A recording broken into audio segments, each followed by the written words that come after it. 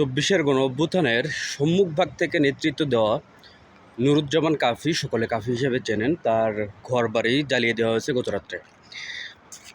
আওয়ামী দুর্বৃত্তরা হাসিনা পালিয়ে যাওয়ার পর থেকে তারা সংঘবদ্ধভাবেই এই কাজটি ঘটাচ্ছে। প্রশাসনের উচিত ছিল, যখন নুরুজ্জামান কাফি বিষয়টা অ্যাকনোলেজ করেছে যে তার বাড়িতে পরিবারের উপর হামলা হতে পারে, তার নিরাপত্তা প্রয়োজন, কিন্তু প্রশাসন সম্পূর্ণভাবে ব্যর্থ হয়েছে তাকে নিরাপত্তা দিতে।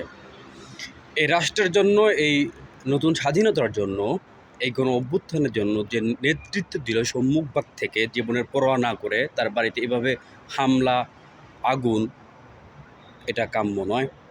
এটা সুস্পষ্টভাবে ইউনূস সরকারের ব্যর্থতা এবং তার প্রশাসনের ব্যর্থতা। দিল্লিতে পালিয়ে যে শেখ হাসিনা যেভাবে একের পর এক দেশকে নিয়ে, দেশের মানুষকে নিয়ে ষড়যন্ত্র করছে, তার জন্য সুস্পষ্টভাবেও অবশ্যই আওয়ামী লীগকে এখন নিষিদ্ধ করার সময় হয়েছে। আওয়ামী লীগকে এ দেশের মাটি থেকে চিরতর নিষিদ্ধ করতে হবে এবং এদেশের মানুষের জীবনের নিরাপত্তা প্রদান করতে হবে, এবং এর সাথে যারা সম্পৃক্ত, যারা জড়িত, তাদেরকে অবশ্যই আজকের মধ্যে গ্রেপ্তার করতে হবে এবং তাদেরকে এমন শাস্তি প্রদান করতে হবে যা দৃশ্যমান থাকবে।